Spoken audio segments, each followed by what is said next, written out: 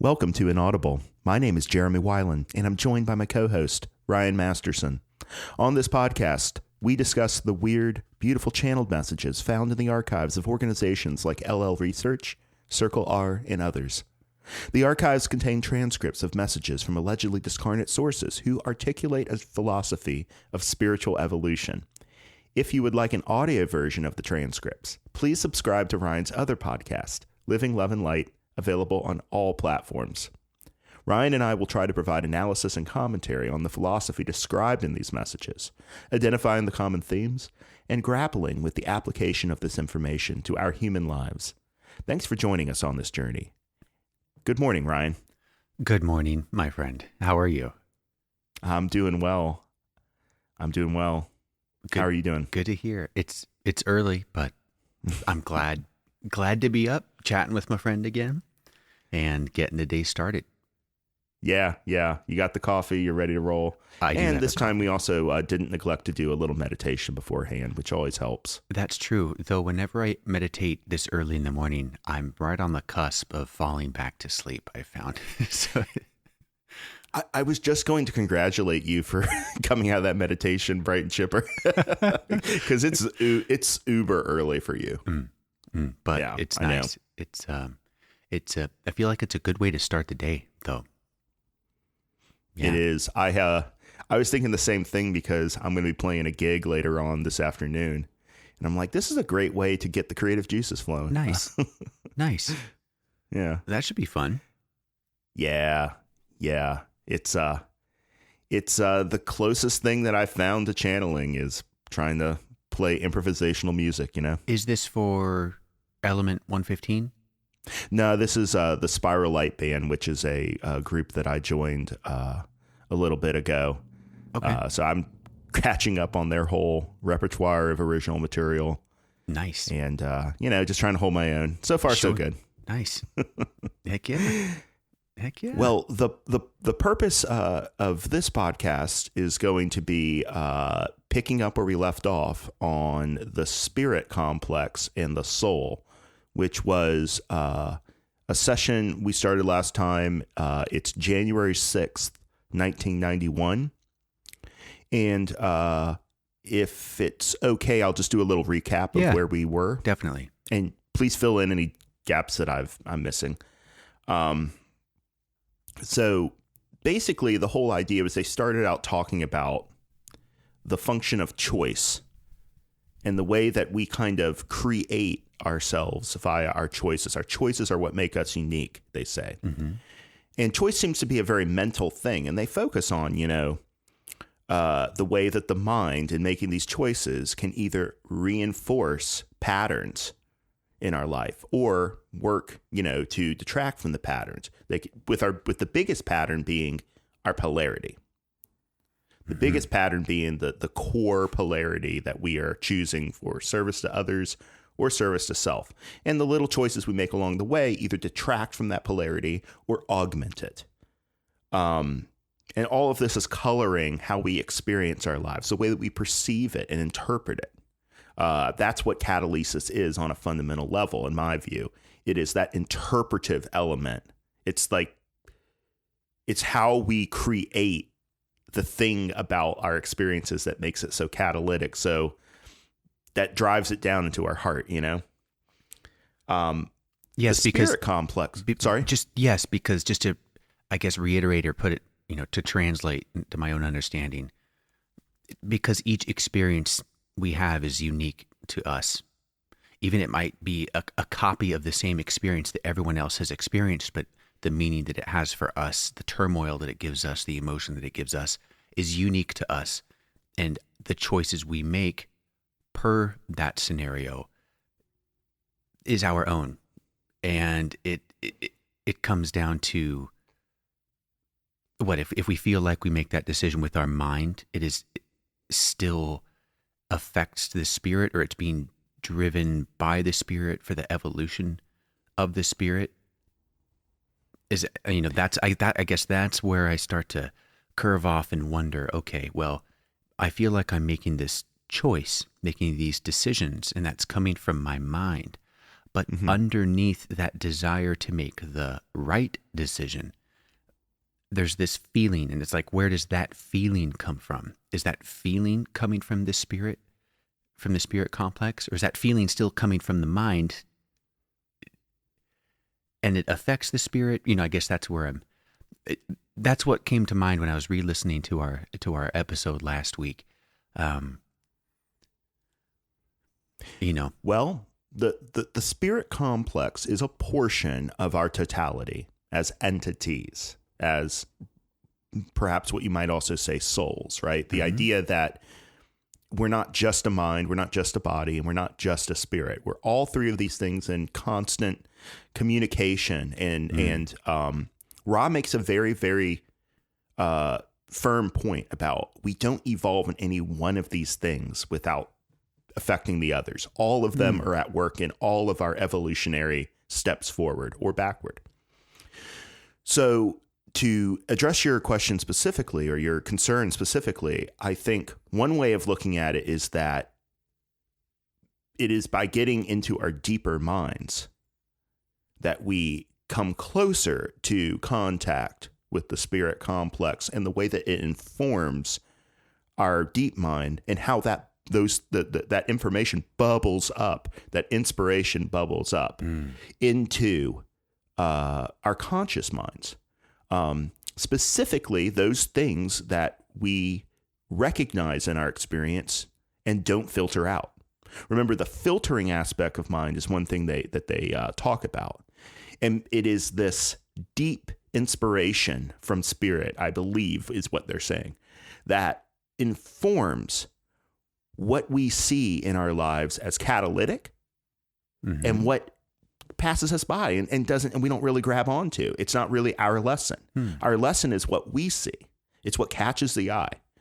And spirit informs this because it partakes of the overall plan in a much more conscious way than our waking minds do, and certainly our bodies. Does that make sense? Yes. Well, and I like the point about the mind, the body, and the spirit really all being one thing. And if I remember correctly, in the Raw Contact, he states that they state that this experience, or this iteration in this galaxy where the mind, body, and spirit have been separated, they're called complexes, and they're split for a reason, where maybe perhaps that wasn't always the case, or isn't always the case throughout all of existence. So that split serves a purpose in the evolution of each entity, not just spirit from the mind and body, but the mind and the body, to feel like there's a disconnect there as well. So, yeah, it is as if the logo eye that direct the evolutionary plan find new ways to introduce articulation, and thereby a kind of separation into the unified creation. They're finding different ways. The way that I kind of think of it crudely is they find different ways to slice and dice us up, right? Yeah, that's and perfect. It's in these different ways of splitting us up that we understand ourselves in unique ways, right? Yes. Great point. Great point. Sorry to derail you there, but no, this is great. I've had a little bit of feedback from listeners on this episode, and they enjoyed it, but I think they shared some of the concern about the grounding of all of these things that you talked about, because I tend to go way out into the stratosphere. I take things for granted. And, it's something I think about a lot on this podcast is, when do I need to hold the listener's hand a little bit more and not expect them to have the degree of, just rote knowledge about this stuff. Not that rote knowledge helps you that much in this philosophy, I think. No, but when you're when you're intelligent, and B, when you've been simmering on an idea for 2 decades, you're at a different place than people who might be 6 months, 1 month, even 1 year, or like me, I'm now 2 years into this, I think. It's like night and day. But there are things that you see that I don't see. And I think there's things that the listener probably sees that have passed me by, in the very way that we were talking about. What definitely catches our eye are the things that inform that part of our heart that we are exploring in this life. Yeah. So, that's why Catalyst is such a personal thing. It's so amazing that we can talk about this shared experience at all, because it is so intimate and in a lot of ways lonely. To go through this life with this filter on you, and then if you're lucky, maybe come into some sort of recognition and begin to appreciate how limited, but also how creative in that limitation your experience is. So we recognize our limitations. We recognize at some point, oh wow, the way that my way of being human is just one way, and all these other people, as bizarre or as familiar as they seem to me, they're also having completely different experiences of being human that are just as human, that are just as much me. Yeah. And yet they're completely alien in a lot of ways. But as I think this podcast bears out, there's also a sense in which that loneliness, that sense in which we're kind of like chained to our filters and our predispositions and our pre-incarnative planning and our choices, that also unites us. We're all dealing with something like that, even if the exact flavor isn't the same, right? Definitely. When you really feel like an oddball or a weirdo that can't connect, and you feel like everyone's so different or you're so different from everyone, I think that's why there's so much force and power when you meet someone or when you come across someone and you feel like you're on the same page and you can relate and you're like, oh my Lord, this person understands me. There's so much power in that. But anyway, we could go down this road. We could go down this road for a while. I don't want to get too far off track. No, I think it's good to take our time. There's no need to rush this. We can record 10 more episodes on this session if we really, really want to. We can. I think we can probably give the listener a decent analysis after 2. Amen. But, I'm open to the idea that, we need to try again. So I don't know where I cut you off, but... No. I think what we were going was like, okay, so we recognize that spirit works in this very subtle way. It kind of comes in like radon from below, right? It just creeps in and it colors everything, but not quite as sinisterly, right? But I just have these models come to mind of like understanding that our access to the spirit complex is not something that we have normally the ability to turn on and off. It's something that more happens to us. I think a lot of the spirit archetypes in the Tarot cycle bear this out, that it is very much outside of our direct purview. And that's how it functions best in third density incarnative life, perhaps, because our job is to go through the coarser and denser aspects of experience with spirit kind of this X factor over to the side. And as we learn more about the way that this world reflects ourselves back to each other, we learn more about what we're missing, what we're not getting, and what we are getting. The plan of spirit, the way that spirit makes us unique aspects of the Creator, comes more and more into view. And as we discipline ourselves, we get more and more of an ability to work with the spirit complex increasingly directly, although I don't know if we ever get completely there. We use things like ritual, we use things like affirmations and telling ourselves, right? We form these beliefs. All of these things are just thought complexes, right? They're ways that we use our mind to work with this ineffable spirit. And a lot of what I think coming into adepthood is about is learning how to make ourselves more available so that, maybe spirit isn't always directly accessible to us, but we can be able to accept it when it is, right? Those times when it is available to us. And being aware and prepared for that is the task. And one of the ways that they suggest that we become aware of it and work with it is in meditation. Of course. To recap that that part. So they talk about the mind will endlessly inform one. This is Kuo. The body endlessly informs one, and the spirit lies fallow. To request an end to incoming data seems a simple enough thing to do. This is the nature of meditation, the nature of contemplation, to remove oneself from the stage of manifestation that one may rest and seek its own self within. Learning is done in silence, especially silence potentiated with pain. Thus, as this instrument has said this evening, pain is to be recognized and respected for the great ally to learning that it is. And I'm going to continue. You may deliver yourself into suffering if you wish, and say that you suffer in order to learn. This is a distortion which is subjectively true to many. You may also say that you maximize your opportunities to learn in order to... You may also say that you maximize your opportunities to learn in order to learn. This is another way of saying precisely the same thing. Thusly, you may have pain, greeted like the sister or brother that it truly is. Welcome it with respect into your life. Treat it as an honored guest, and be free of any suffering, or you may choose first one and then the other as you desire. The spirit, however, will only inform the intelligence when asked. So I'm going to stop there right at the beginning of a third paragraph. Yes, because there's some good stuff in the previous two, and the one thing that pops out is my consistent comment that whenever conflict arises, as discomforting as it is, I always look forward to the post-solution relationship where we have solved that conflict or we've worked through that conflict and now there's a greater level of understanding.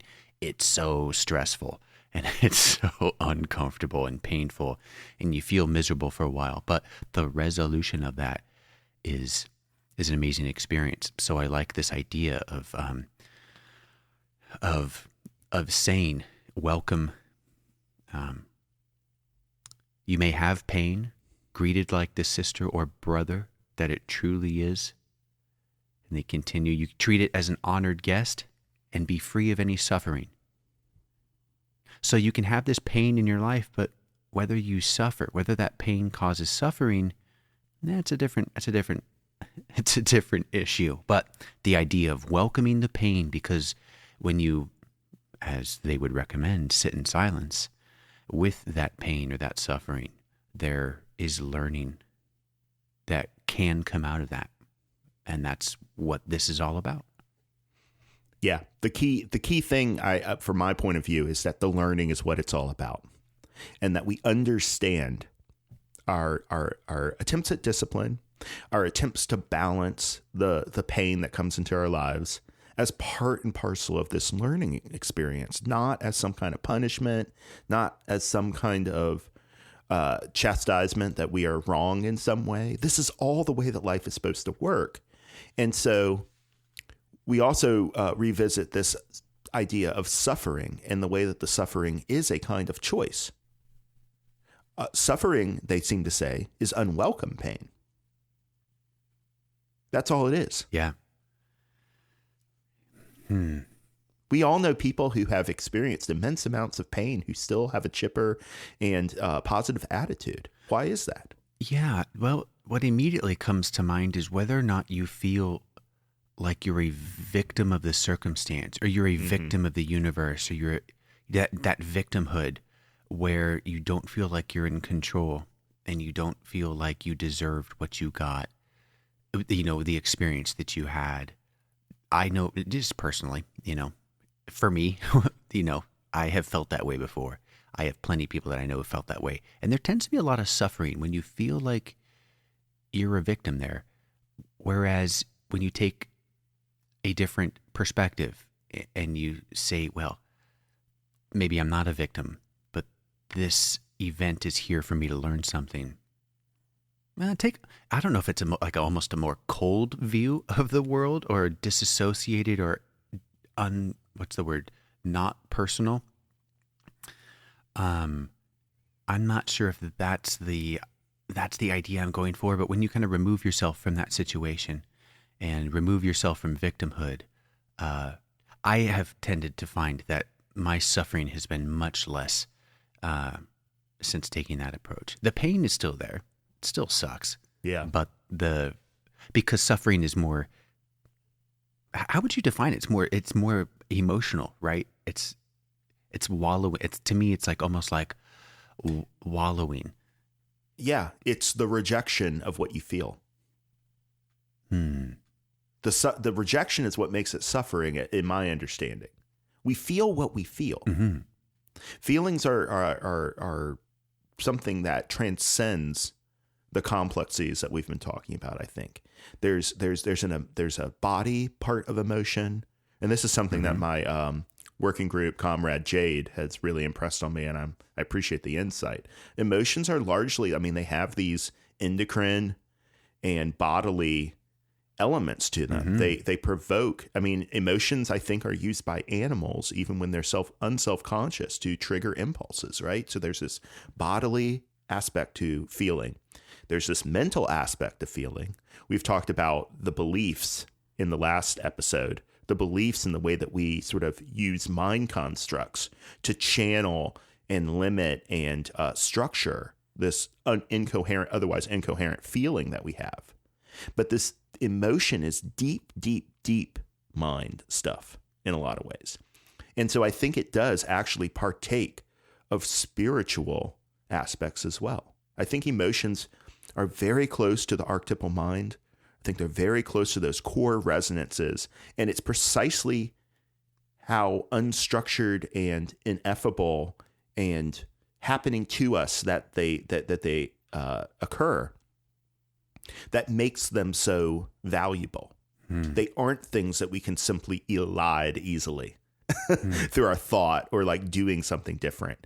There's something that we really have to wrestle with, and we can either wrestle with them as an enemy or as a friend, right? We can either wrestle with them as I feel this way and I shouldn't feel this way. That's where the suffering comes from. We don't think that we should feel the way that we feel. When we accept the feeling, it doesn't make it less painful, but because that pain from a metaphysical point of view is largely about getting our attention to something that we're not looking at, then when we actually pay attention to it, we find that we can come into a relationship with it that doesn't require us to, like you said, make ourselves a victim of it, to tell ourselves a story in which we're a victim, right? We start making all these mental constructs on like why we're feeling this pain. And then we start to argue with that why, right? Instead of just feeling it. Sometimes there's pain. Yeah. It's part of what it means to have a body. Yeah. I had another thought, but yeah, I hate these no, tangential. No, come on in. I'm all, otherwise it's just me talking, man. Yeah. No, I thought no one wants that. I thought that suffering is not just pain. It's pain associated with another emotion. I think quite often it's anger, where you have pain and you have anger, and therefore then you have blame, whether it be yourself or whether it be someone else. Yes. But it's an emotion complex is what it is. It's not one pure emotion that you're tuned into and trying to sort through. It is the amalgam. It is the cornucopia of emotions that accompany some type of happenstance.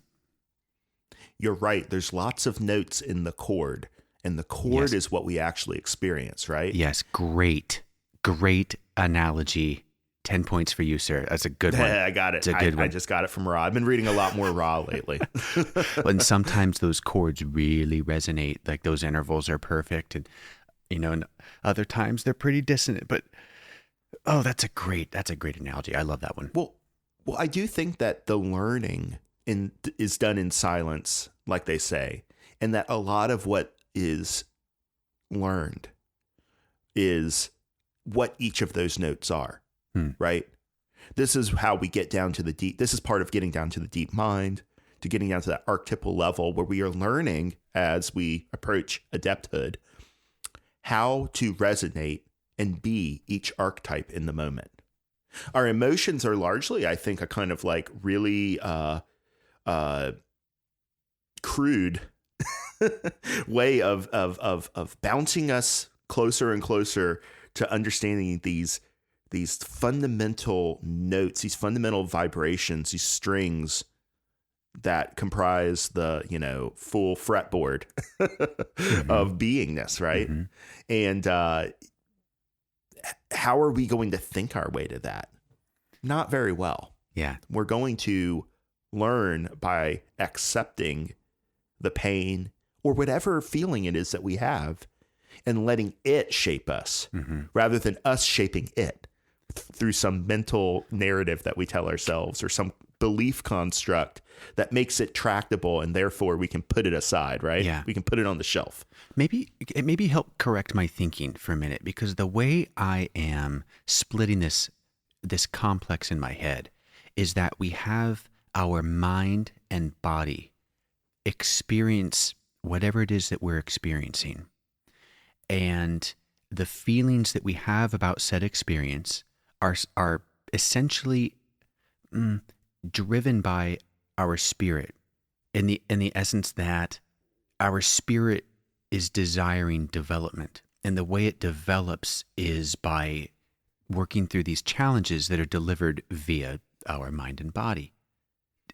You're okay. You're nodding your head. So I'm not crazy. This dynamic tension of mind and body that spirit enters into to give like a different orientation to, right? Mm-hmm.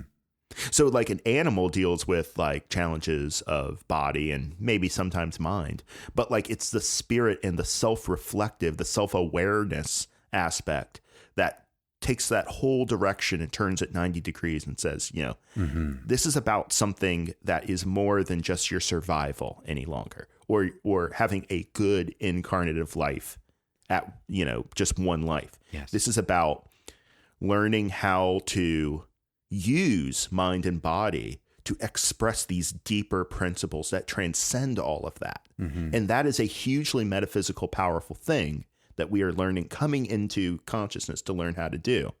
Mm-hmm. So are we going to fight that lesson, or are we going to work with it? And we do both, right? Like all of us do both. And it's important to recognize that, I think in another session, Kuo says, look, you're not going to come out of third density having figured it all out. Understanding is not of this density, but like, maybe you don't appreciate how much understanding is not of this density. Maybe you don't appreciate that, like, you're not going to heal all the wounds. Mm-hmm. Mm-hmm. There's going to be work left undone, in other words, because this is such a rough way to do learning in third density. It's quick because it's very visceral. Yeah. Yeah. In the higher densities, I get the sense that it's not as visceral, that it's harder to get the pushback and then adapt to it. Here, the pushback is automatic. It's perpetual. And so we always have a new opportunity presented to ourselves to make a new choice and to reaffirm or to detract from past choices we made. And learning happens, right? Whether or not you are aware of the spirit complex per se, a person who is an atheist, for example, or someone who's just completely, I'll use the word clueless, and they're only focused on the mind-body aspect, learning is still going to happen. And those lessons still bleed into what you and I would call the spirit, but for them just might be their personality, might be their deeper emotions. But again, what I like about this template, that I like to call it, is that it articulates this side of things. It articulates the spirit, and it says, here's how this map works. Your spirit, you're here to develop the spirit, but we develop that spirit by challenging ourselves, by challenging ourselves, and those challenges are filtered through our mind and body. And if we can handle those challenges well, our spirit is ready for the next lesson, and then the next lesson, and that continual development that we internally desire.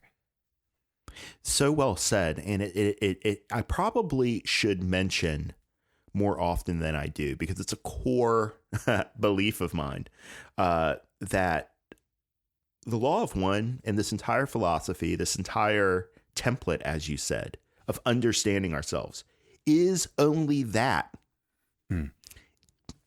It's only a template. It's only a map. The map, as Korzybinski, I think, said, is not the territory. That's great. The territory is what we are all living. That's where we connect with another person. And it's because if we can use this map to explore our territory better, great. But if the map gets in the way, throw it away.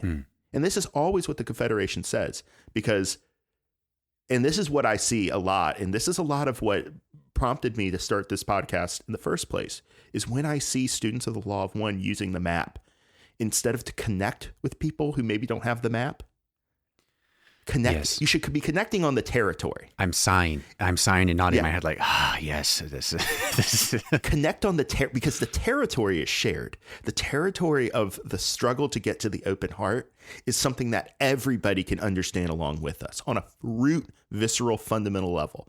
If we start getting into competing maps, competing templates, competing terminological systems, that's where you start to really lose it. Yeah. So remember, and it's like, I think there's a rock quote where they say, always start with the heart, not with technique.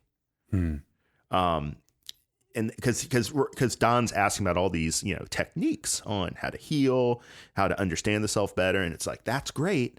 But if you forget what it is you're aiming for and you focus solely on the means for getting there, you can get tied up in things that distract you from the upward spiraling light, which is so abstract and subtle. It takes all that we have in our souls, all we have in our spirits, minds, and bodies, just to try to discern a little bit of that upward spiraling light that's moving us through things, that real core will, that real core desire that we are seeking, not simply to express, but to even recognize, right? Yeah. It feels like there's an important lesson in there for the spirit. Yes. That's just one more lesson to stack up. Arguing over the map versus the territory, because those arguments happen all the time. And those arguments, hey, and let's be honest, those arguments are part of every spiritual student's path. Totally. I have had those arguments. I still have those arguments. The difference is that I recognize that I'm not going to get anywhere with them. Not anywhere that's satisfying, right? Well, the satisfaction comes from when you actually connect with another person. Yes.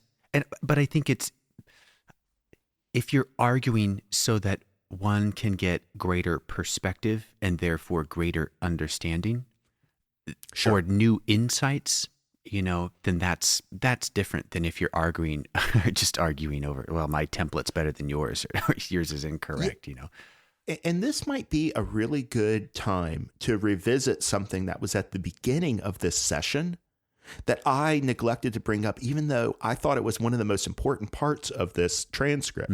It's way back at the beginning, where they start to address the question of spirit and its relation. Well, I'll just start. We begin now with your question upon the nature of the spirit complex and its relation to the entity you have called soul. We would begin by asking each to move in consciousness from the cerebral patterns of intellectual knowledge into the open heart and the wisdom that lies therein. For that wisdom is deeper, though conceptual and illogical, rather than the ideation and ratiocination of the conscious mind. For much of the question which you ask is best answered by the wisdom of the heart rather than by strictly logical means. As we depart now and then from logic in our attempts to express concepts not within your vocabulary, we ask you to suspend notice of our illogic and await the sum. For only in sum can substance be seen. We thank you for allowing us the freedom of this process, for the question you have asked is less than easily answered in purely cerebral terms. And I think that these two paragraphs constitute a very important instruction from the Confederation on how to consume this knowledge, this information, and also how to work with it in your own life and with other people. This it's so easy to drop into intellectual knowledge and dealing with ideas in this rational way. And it's very, very helpful to do that. The Confederation never discounts the value of reason, of intellectual thought, of logic. All of these things matter, but they are tools to work with a substance that is much more fundamental and much harder to get our hands around. Mm-hmm. And that material is the heart, the seat of the Creator, where we are most part of the Creator, not in the head, not in all of the spiritual realms out there, but right in the present moment in the heart is where we connect with this stuff most fundamentally. And it's what's going to really help us connect with other people as well. And I think that this instruction to kind of suspend your disbelief, suspend your ability to knock things down. It doesn't mean don't use it at all. Don't use logic at all. It says, wait for the sum of things to come into view. Because on its own terms, each of these sentences in this session or in any session are going to kind of seem paradoxical. And remember, that's the key to spiritual stuff, is that it's paradoxical. Yeah. And that's actually a great segue into the paragraph that we left off when Quo is stating, again, the importance of meditation. And to continue. Yeah. This whole idea of using the mind and concepts as lenses rather than singular explanations. We're reaching towards a wider perspective rather than just putting everything in a box. Like, this is the way that our minds can work too, not solely in a ratiocinative and logical way, but also in this deeper intuitive way. And learning how to switch one to the other is a big part of our path, I think. Mm-hmm. Well, I'll read the next paragraph. I love it because it's just a great segue.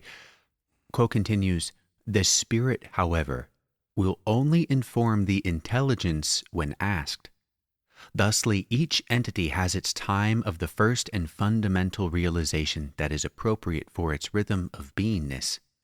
And when that time comes, the heart is opened, the body is quiet, and the shuttle is suddenly full of an effulgent? Effulgent. Oh, geez. Yeah. And the shuttle is suddenly full of an effulgent light, an all-embracing love, and the entity, struck, is never the same again.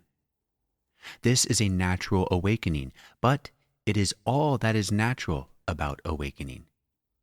Through the illusion is allowed that first impulse of spirit, but all choices after that first experience, which may be repeated from time to time, are the specific free choice of the entity. No learning comes without desire and persistence.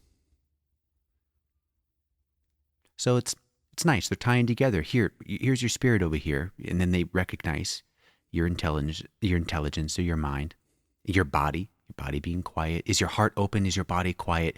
Are you asking your intelligence to help inform the spirit? That's when maybe it's easier for those lessons of the mind and body to start seeping through, via understanding or with understanding into the spirit. And they also talk about this, the aspect of the spirit that I always come back to of what I think is expressed in the potentiator of the spirit tarot card, which is the lightning struck tower. That sudden flash of light in the dark that happens to you. And then, there's something about your life, the way that you're using your mind and body and spirit, that has made this opening. Maybe you didn't even know you were doing it, right? But you have a flash of insight. You have a flash of what's involved in the potential of everything. And you're never the same after that. Mm-hmm. And then what do? You spend the rest of your time trying to get back there. And so you do the discipline of the personality. You do the hard work of understanding, accepting the self, and slowly you build a way to reach back into that experience. You can bring more and more of it, more consistently into your life, not on your terms, right? It's not, it's the only thing that's natural is when it happens to you. Once you start working with it, now you are the agent who's bringing it into manifestation, and you are taking responsibility. And that responsibility is not necessarily a light one, right? It's asking for, in many cases, more catalyst. It's asking for quicker learning. It's asking to walk the path with more dedication and with more commitment to the creator's learning, and your learning as an element of the creator's learning.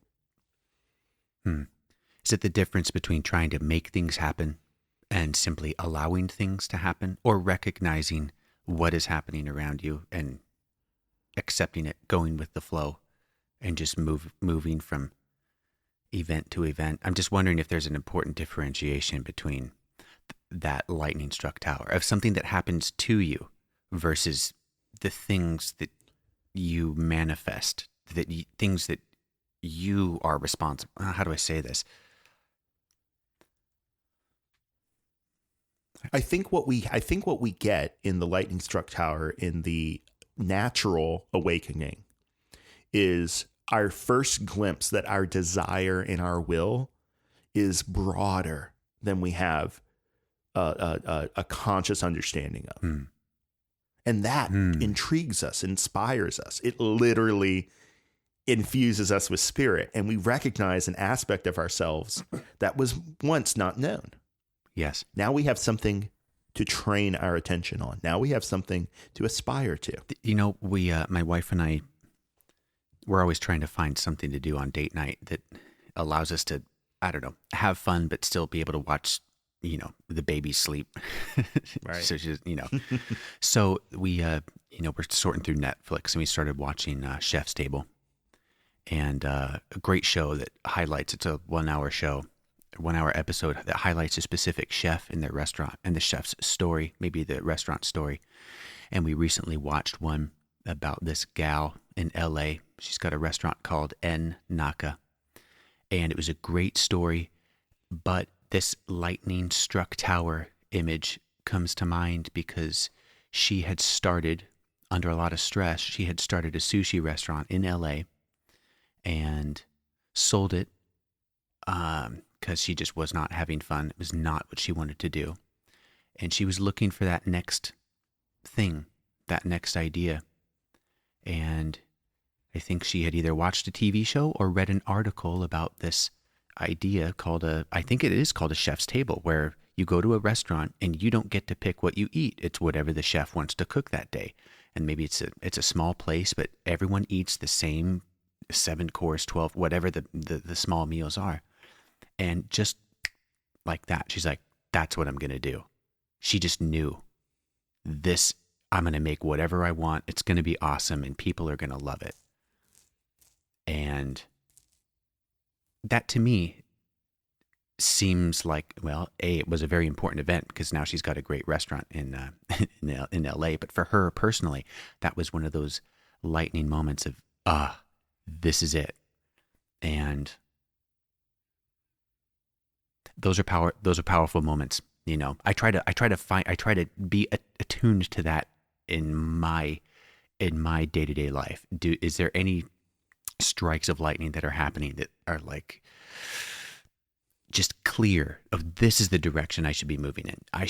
This is the action I should be taking, or boy, I was really wrong on doing that one over there. Like, you know, I can have some kind of clarity with this particular event. So. Yeah, it's like a patience to wait for inspiration and to be ready for it at all times. To be ready for it, yes. Right. And like the reason why you need the natural, in other words, you didn't cause it, flash of lightning to come to you, is that you are more than just your conscious awareness, right? So when you're when spirit says that you're ready, then you get this opening. And then you learn to do that, to have that opening more and more on terms that you can relate to, but it's never something that you're fully in control of. To me, the ideal incarnation is one in which we are always open to spirit and we're always ready for its instruction. Yes. Yes. Because I think that,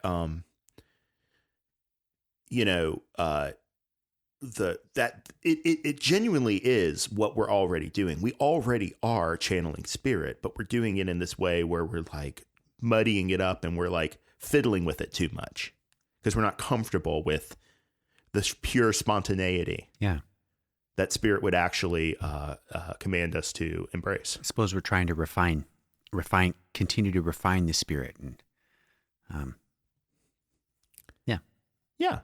And to a certain extent, that is our role here. Yeah, certainly. For it to be a joint project, and not simply the spirit's project, but also not simply the personality's project either, Yeah. Right? Yeah. Would you like to continue? Yep. If I just remember where we left off. Now let us turn from consideration of the spirit complex to the consideration of the soul. The term mind-body-spirit complex is an approximation of description of the nature of the entity without distortion. That is, distorted only in the balanced manner that lies behind illusory distortions. The entity which you are, which you may call the soul, is first, last, and always to be understood as consciousness itself and as love. Let us consider the phrase, I am in love with you. Consciousness is I am. To define it beyond that is to distort it. The nature of this consciousness, this I am, is love, and the nature of all other entities in your density, and in any density, is love, manifesting through rotations of light.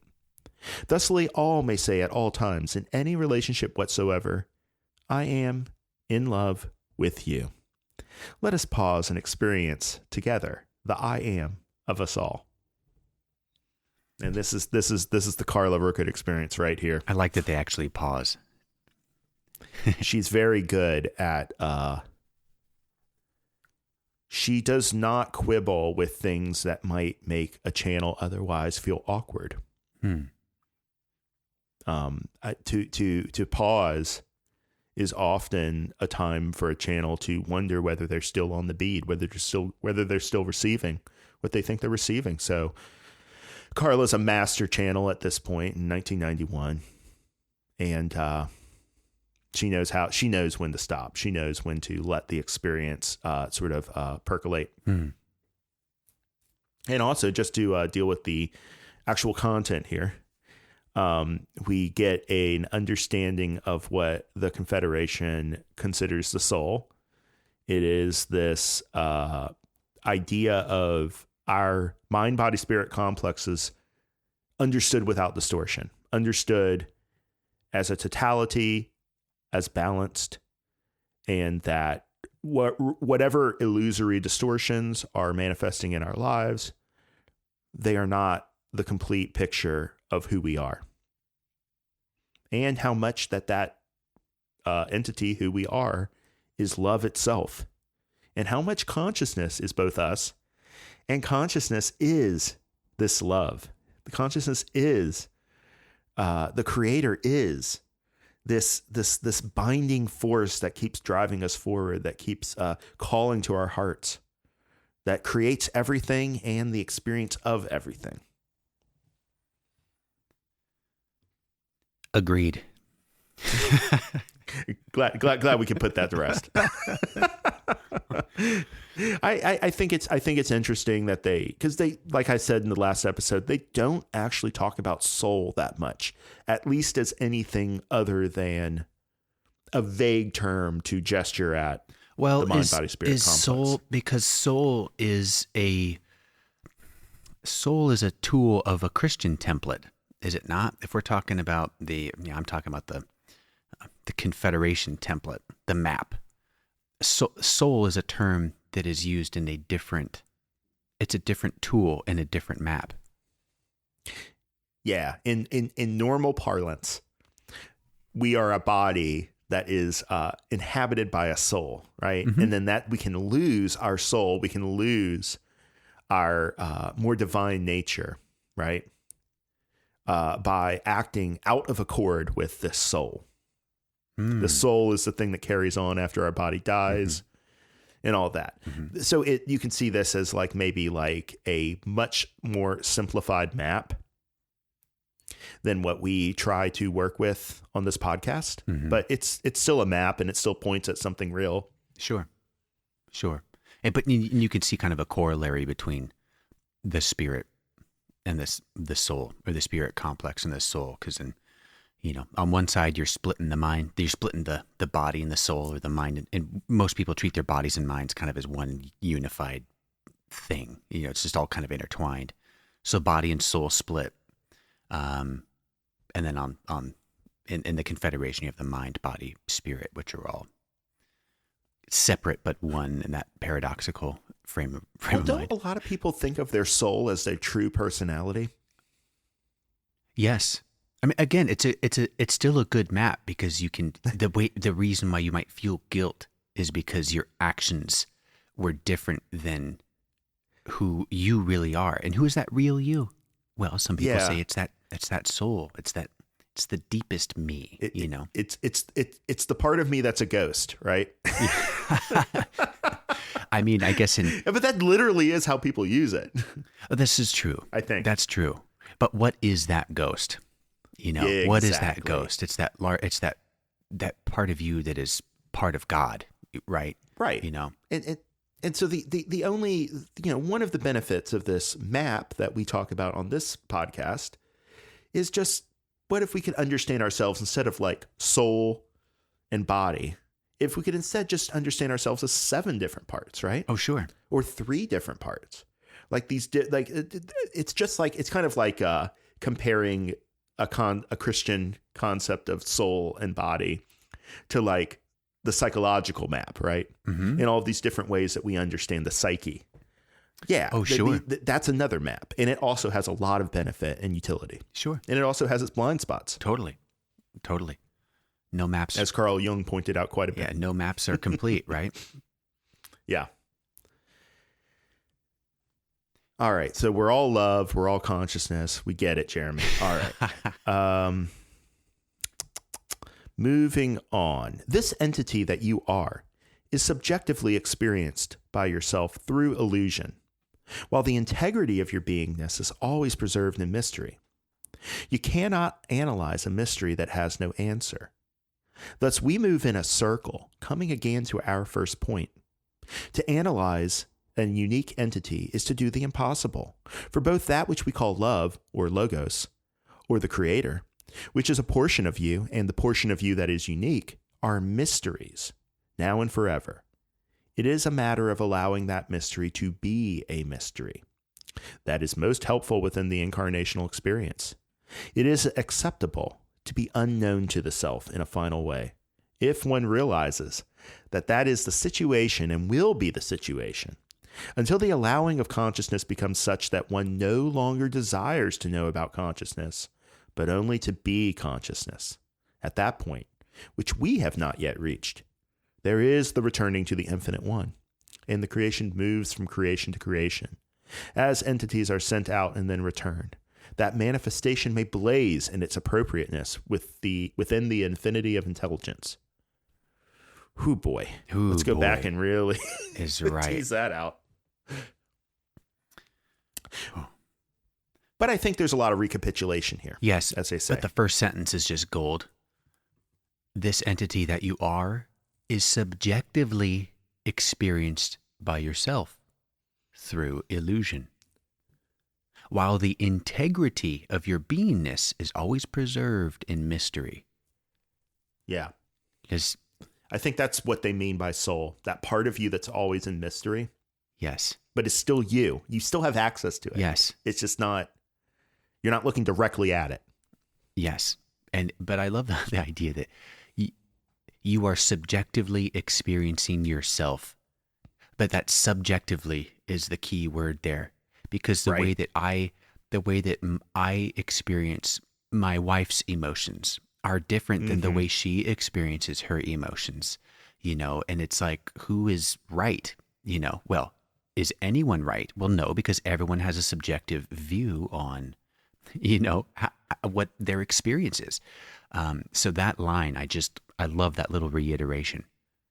Yeah, and it's specifically there where the mental rational analysis is going to break down. You are not going to be able to analyze somebody else, let alone very much yourself. Well, you can analyze yourself. You just need to understand that that analysis only goes so far. You can analyze somebody else, but to what end? Yes, and you're analyzing them through your own filter, through Right. your own subjective experience, and that doesn't always work out well. And so it's good to know that we have this, what they call ratioinative or whatever. I'm probably mispronouncing it, but we have this rational, analytical way of working with our mind, body, spirits and other mind, body, spirits. But we also have this more intuitive way, this way that allows for the equation to be in balance, that allows for the mystery to pervade and for the not knowing to be respected, right? Yes, and you can see the point of all this. You can see if the whole goal is to be learning the lessons of love, boy, this is a great place to do that, where everyone has their own subjective experiences, not just of themselves, but of everyone else. Our mind, body, spirits are kind of cut in three. And as we said last week, where animals in second density have mind and body, but they don't really have connection to the spirit. And now here we are, the next evolution. We're getting more connected to the spirit. What is the next evolution and how do we get there? It's by learning all the lessons that we have to learn in front of us that all center around love and understanding, and maybe being okay with the subjective experience of everyone else and understanding that each person has their own views and subjectivity. But just this entire session, is the more we go through it, it just continues to hammer in my own mind the importance of the lessons of love. The conflict that we deal with other people, the lesson revolves around love and understanding. Whatever it is, it's love and understanding. So I just keep going back to that, which is nice because I don't always go back to that. I'm always like, dude, what's your problem? So it's nice to be reminded, oh yeah, these are the lessons I need to learn. Love and understanding, love and understanding. Yep. And those lessons of love and understanding often largely deal with acceptance. Yes. The acceptance of that fact that we are unknown to ourselves and that that's where a lot of the pain is going to come from. It's just the simple fact that we're just not going to have direct access to that, and that is okay. And it's not a sign that there's something wrong. And that what we're going for over the broad expanse of our evolution back to the oneness with the Creator is not some conquering of that situation. But when we allow the mystery to more and more like be accepted and affirmed, and then at a certain point, that affirming will become a complete identification with the mystery. And at that point, we will have completed our journey back to the Creator in seventh density. Yeah. We got a while. We got a while. We got a while. Although, listener, you might be a wanderer and you might be far along. You don't even know it. And you're working on some little tiny nuance of balance in this life. Who's to say? We can't really say where we are. All we can do is we can point in the right direction. That's really all we can do. Well, I like if we're talking about how complex it is, I like the next paragraph. Quote continues, You are all things. The soul is the universe, and the universe the soul. All that is within you is in fact outside you, and all that is outside you is in fact within you. All things can be known, and all things cannot be known. You are a living incarnation of paradox and mystery. Does this challenge you? We think not, for we think that each within this group has become aware that there are infinite concepts which cannot be expressed within your illusion. Yeah, so it's hard. If you're trying to figure it all out, it ain't going to happen. It just ain't going to happen this time around. And I just had kind of an insight. There are infinite concepts which cannot be expressed within your illusion as infinite concepts.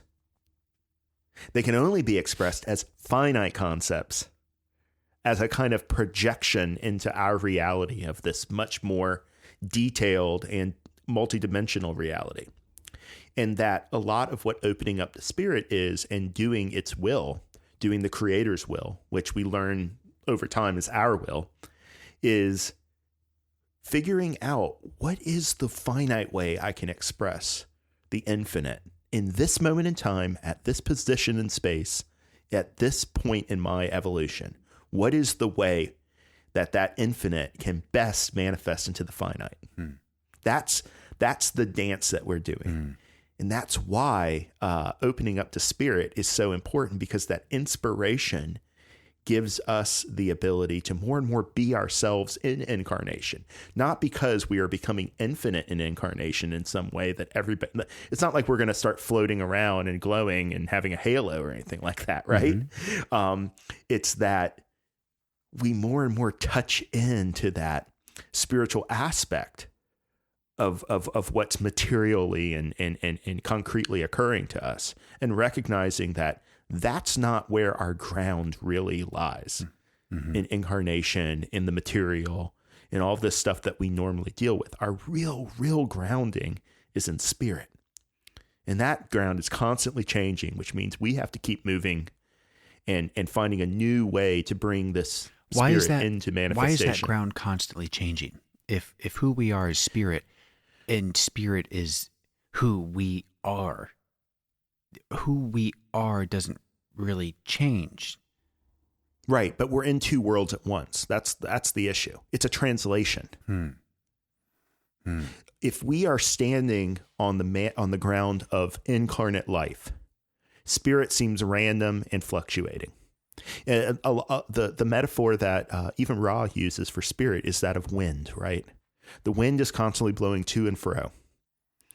And they actually talk about exercises that deal with this aspect of the fickleness of the spiritual.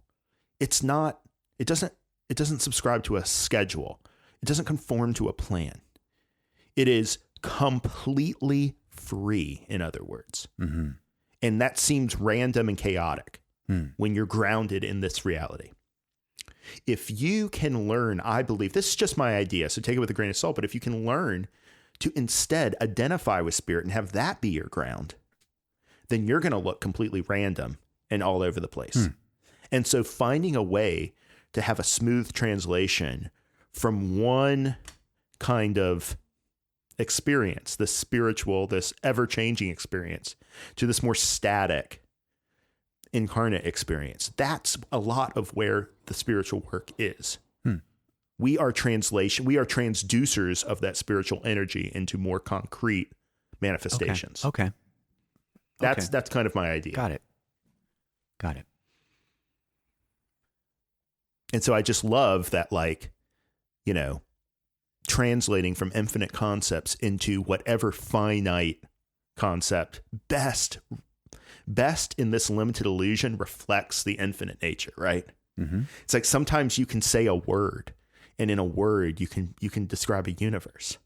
And other times, as I frequently experience on this podcast, you can talk yourself to death and not get anywhere, right? You can talk a lot and not say much, huh? Yeah. And sometimes, and then you read a Ra quote where they just cut right through it, and the words are finite. Yeah. But what they gesture at, you recognize the infinity of it.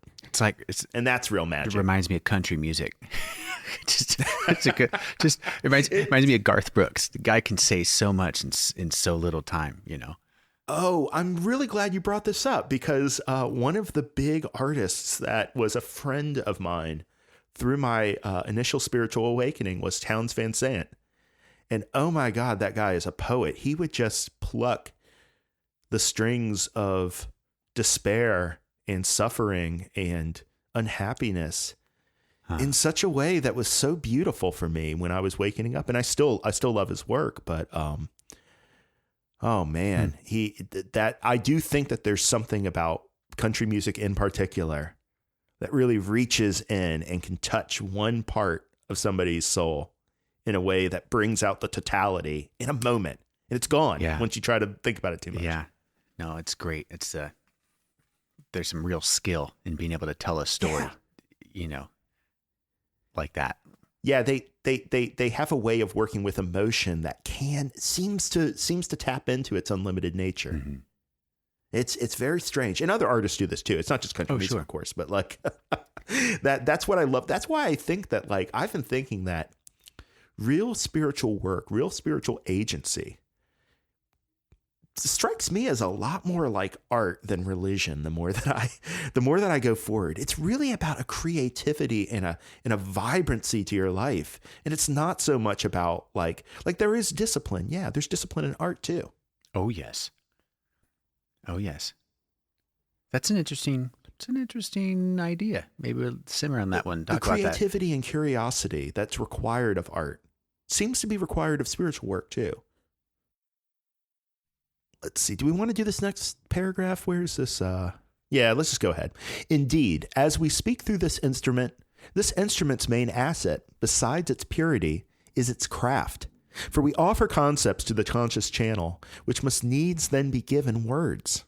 And how should we describe by words that which is the soul, except to say that the soul in manifestation is a bonding of love and free will, the third distortion and the second distortion.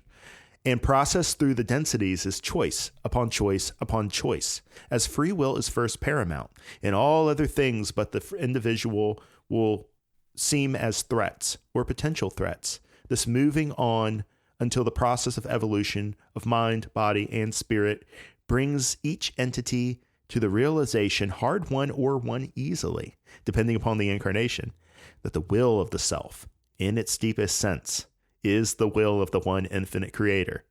And this will often does not make sense. Just puts a fine point on what we've been saying, huh? Yeah. So I'll just go ahead and move on because I feel like we already covered all this. Consequently, the more realized the consciousness within the illusion, the more it may seem that one is a servant with the master. Yet you are the master as well as the servant. All is truly illusion. You experience this objectification of the master as you need solidity. Eventually, you shall not need to be solid or three-dimensional in the way that you now see dimensionality and solidity of form. You will be free of needing to solidify pain, pleasure, or any experience. And at that point, you are then free to open the heart, to do the work in consciousness, and to share that work with others as the gift has been given to you. Now, this is worth stopping on. But it's a lot of what we've been talking about. This objectification and solidity, the concreteness that I talk about is, I think, the same thing as what they're talking about here. We won't need all of this in later parts of our evolution. We won't need the backboard to sink a 3-pointer. Mm-hmm. We can just sink it straight into the hole, right? But the backboard right now gives us something to bounce off of. It gives us that limitation, allows us to find our creativity within that context, right? Mm-hmm. But I wonder, and that it allows us to realize this consciousness within the constraints of the illusion. And that's where a lot of the creativity that I was just talking about, I think that's really where it's located. This creativity and learning how to be free and open our hearts. That creativity to learn what it is to do work in consciousness. That we can't really be instructed on it. At a certain point, it has to be our creative act. Again, I come back to, what is it all for? What is it, what's the reason? What's the purpose? And I wonder if this is all needed, if this solidity that they call it is needed, because the only way to, we're here, we're suffering, we're learning lessons, we're trying to develop spirits or our souls. What is it all for? Is it because we need this solidity that the only way to stop suffering is to truly love all and to understand all? It's like we're not going to get, nobody will, you'll never get rid of that pain and suffering. Well, maybe pain, but you'll never get rid of suffering until you're able to love and you're able to forgive and you're able to understand or you're able to have that perspective. So I just wonder, again, just going back to the purpose of all this. I'm sure the listener has the same questions in their heart. I have that question too. The only advice that I can possibly offer is the same that the Confederation offers, to let this question and its gnawing nature, let it work on you. Bounce it around in your head. Meditate on it. Contemplate it. Think about it when you're washing the dishes. Let it sink in and open instead of insisting on it having a finite answer, open up to its infinity and see how it changes and shimmers in the light of your awareness. I think Quo even speaks to this. I'm going to skip the next paragraph where they say, "What is the soul? The soul is you." Well, Quo continues, "What have you judged today? Each judgment has pulled you away from your soul. Unlike discrimination, which is a subjective matter of saying, this is mine, but this is not. A judgment is a matter of, this is correct and this is not. To judge yourself for yourself is to do your work. To judge others for the self is to be a critic. And how shall the critic grasp the nature of the play if it is only an observer? Nay, you do not wish to be a critic. You do not wish, though you may think so, to be clever and intelligent and intellectual.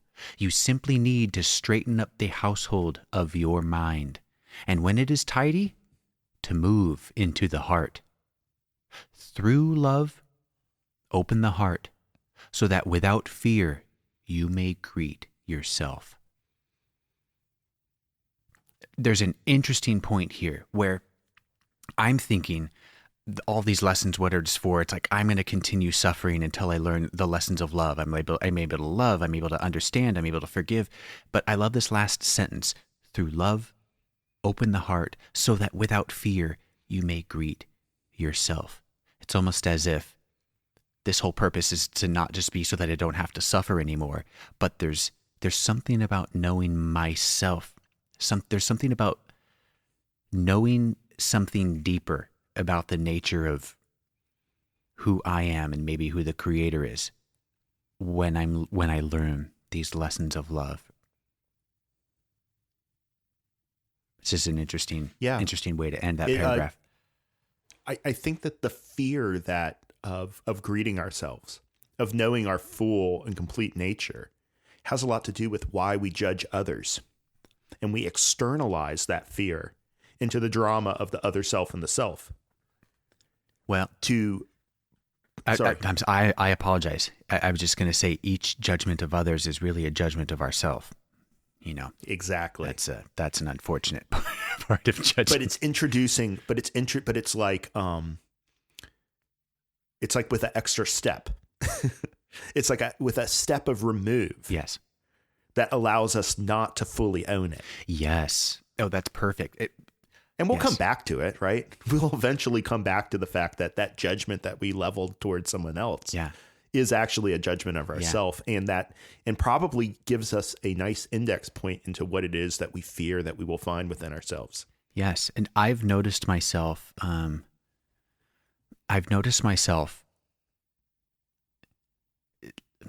do I say this? Well, for example, you sent me a good article of this one person's critique of the Joe Rogan podcast, given the hubbub that's come about lately. And after, I read through it, and as I was reading through it, I was trying to think intellectually about it, like, all right, what's this person writing? Is this true? How does this, how do I feel about this? And by the time I got to the end of the article, I was thinking to myself, well, I wonder what this guy's personal issues are. What are his views? How is this projecting how he feels? But I was no longer trying to judge the content. I was just trying to get some insight into how the writer was feeling and how the writer views the world. And But I find myself doing that quite often, where it's like I'm trying to get better. I'm not always successful about removing my opinion of someone else's thoughts and deeds, but instead try to understand how, why, and maybe where that person is coming from, how they view the world. I'm just trying to, I try to gain some insight into maybe how they view the world based on their judgments and their actions and their decisions. Absolutely. It's a way of sharing a moral universe with other people who might have different interpretations. If I say this is correct and this is not, in some kind of universal sense, part of what I'm saying is that what's mine is all of this. Ooh, yes. Ooh, that's a good point, Jeremy. Yeah. And it's not. It's not.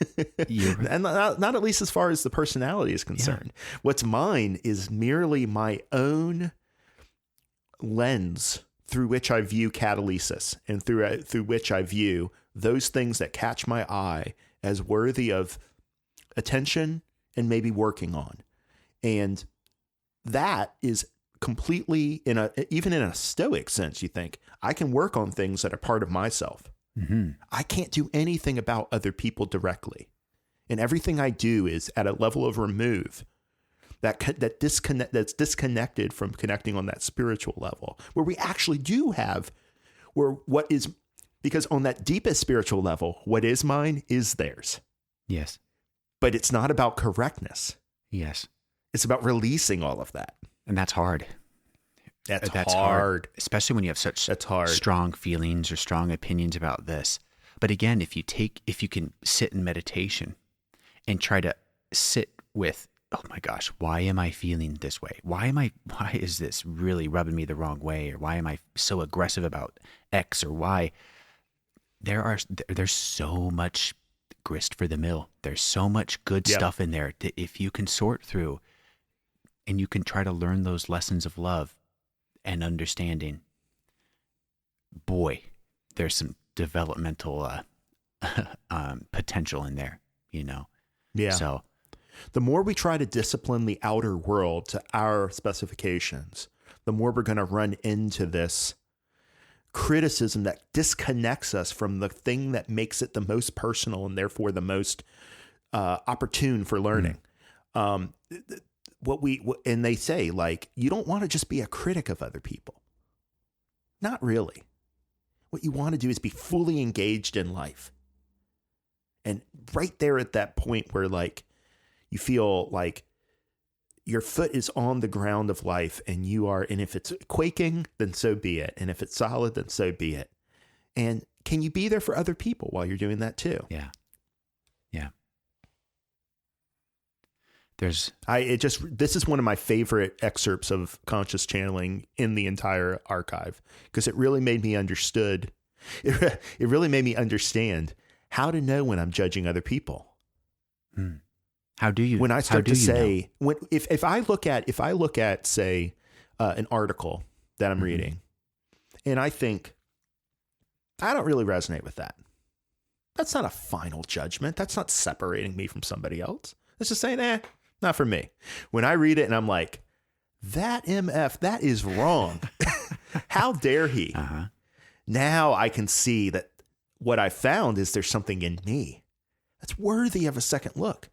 And yet, what do? We mobilize that into some like interpersonal or emotive conflict. Yeah. And this is related to what we talked about a few episodes ago about mental projection. We talked about mental projection into the past or into the future instead of staying on the beat of the present moment. Mm-hmm. And I think this is also another kind of way that we get out into something that feels less ourselves and therefore able to be judged and criticized and controlled. I mean, there's this duality involved that they mentioned earlier about, you might feel like you're the servant and the spirit is the master, but actually you're both, right? Mm-hmm. Like this duality is how we use the concreteness and solidity of the manifest material world to work through issues. And then time kind of like mediates this by giving us a progression from one understanding to another through these experiences. Mm-hmm. But at the end of the day, the duality is just a tool. And the unity is the real nature of all. Mm-hmm. Well, there's 1.5 paragraphs left. Shall we finish it up? Yeah, it's a good little thing. And I actually might go back and read this one that you skipped too. And I'll just merge them together. Sure. Everybody, listeners, just read it yourself and you'll have everything in the right order. What is the soul? The soul is you. The soul is the creator and the created. An infinite unity, given objectification through the use of illusion. May each of you value both the self in its soul nature, its endlessness, its mystery, and its paradox, and the incarnational drama which offers to you endless opportunity for learning the great lessons of compassion which may deliver you into a more realized observation of yourself. And then down to the last paragraph. O beings of love, we greet each other in you, and you in us. We are consciousness. We are soul. We are one. The rest is illusion. May you love each other, and in loving and serving each other, learn the lessons of divinity. For as you love without judgment, without let or stint, so shall you learn your nature. We salute you, souls, all our own selves, and we encourage you to respect, use, and enjoy the opportunities that will so quickly flee before you. No one, after leaving the incarnation, is ever truly satisfied that it has chewed it all up and used it well. Therefore, may you burn with desire to do this deep work. May you learn your oddities and your gifts, and may you then maximize them through the opportunities that are given to you, moment by moment by moment, remembering always that it is how you perceive the chaos about you that you begin. It's great. And that's a wrap, folks. I think that really does sum it up in a beautiful way. Yes. I have no further comment. Yep. May you burn with desire to do this deep work. That desire is what that spirit connection we've been talking about is all about. Mm-hmm. That desire and that will to aspire to greater and greater unity, and to channel that unity into whatever way it's going to look in this separate illusion. That is something that you are our brothers and sisters in learning. Amen. Mm-hmm. Well, I think that really ties a bow on this episode. I do think, I just want to give the listener the idea that I do think there's more to be said about this criticism element. There's another session that I'm working on doing an episode about. And I was actually having a dialogue with Joseph D'Artes, who's been on our podcast before, about whether criticism is service to others or not. And I think that Carla has a opinion that often comes through that all criticism is bad, but I want to explore this further. So I'm just giving the listener a heads up that we may dive into this topic a little bit more. Because Joseph and I had different opinions on it, and I'd like to explore that. And hopefully you can join along. Interesting. Yeah. I'd like to be a fly on the wall. I think we should get like another 3-person podcast going again. Like that was a lot of fun. That was fun. I agree. And he has a blue Yeti now, so everybody will be well mic'd. Oh boy. Yep. Well, thanks so much once again for getting up and slogging through this with me. I really appreciate your dedication to this podcast, Ryan. Thank you, man. Always love getting up this early to chat. I do. And thanks for listening to the podcast. Remember, you can leave us feedback at our website, inaudible.show. There's a contact form available there. We would love to hear from you. Let us know how we're doing. Let us know what you'd like to hear about. We would love that feedback. In the meantime, stay in the love and light.